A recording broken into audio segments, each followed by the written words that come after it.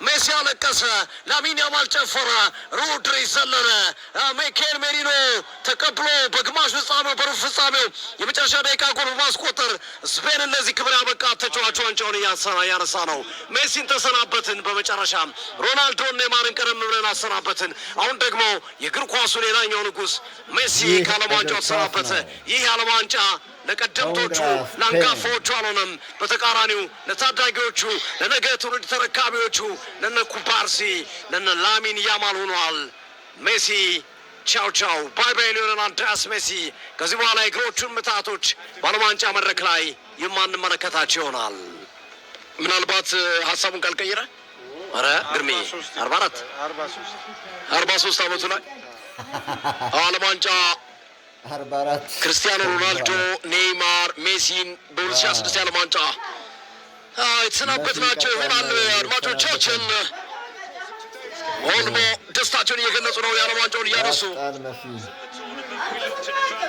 አድማጭ ተመልካቾቻችን እዚህ ዓለም ዋንጫ ሌትም ቀንም በተመቸው ሰዓት ሁሉ ባገኘናቸው አጋጣሚዎች ሁሉ መስዋዕትነት ከፍለው ተንታኞቻችን ቹቻ ገዜ ደከመን ሰለቸን ሳይሉ ላደረጉት አስተዋጽኦ ከልብ እናመሰግናለን።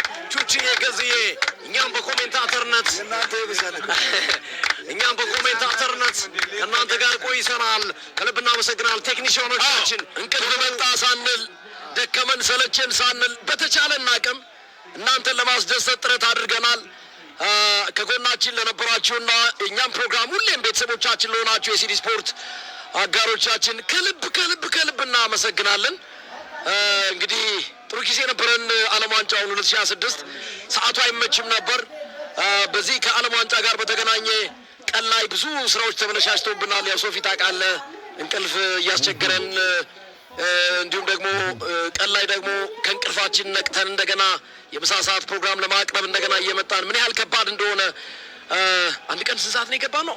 ከንጋቱ 11 ሰዓት ነው 10 ሰዓት 10 ሰዓት የገባንበት ሁሉ አለ። ሌሊት አስቡት። ከልብ ያምራል በጣም ስቴዲየሙ ተደበላለቀ።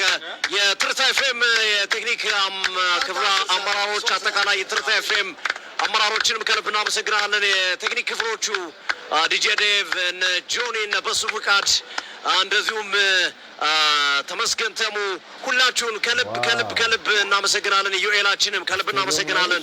ሁላችሁም እንግዲህ በአራት ዓመት አንድ የሚገኝ ድንቅ አጋጣሚ ነው። በስኬት አጠናቅረዋል። አድማጮቻችን ደግሞ ከኛ ጋር በፍቅር አብራችሁ ስለከረማችሁ ከልብ እናመሰግናለን። ከጥቂት ሳምንታት በኋላ የአውሮፓ ታላላቅ ሊጎች የእንግሊዝ ፕሪሚየር ሊግ፣ የስፔን ላሊጋ፣ የፈረንሳይ ሊግ ዋን፣ የጀርመን ቡንደስ ሊጋ፣ የጣሊያን ሴሪያ ጨምሮ የአውሮፓ ሻምፒዮንስ ሊግ፣ የአውሮፓ ሊግ ጨዋታዎች ወደ መድረካቸው ይመለሳሉ።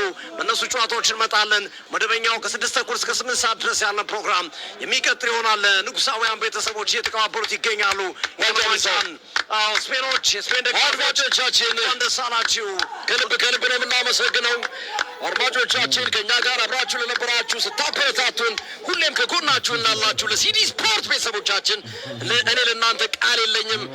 በጣም ስማችሁን ከጠራን ብዙዎች ስለሆናችሁ የሲዲ ስፖርት ቤተሰቦቻችን ከኛ ጋር ለሆናችሁ በሙሉ እንዲሁም ደግሞ ከዚህ ከዓለም ዋንጫ ጋር በተገናኘ ለተረዳችሁን ምን ያህል ቢዚ እንደነበር ምን ያህል ድካም እንዳለው ለተረዳችሁን በሙሉ ከልብ ነው የምናመሰግነው።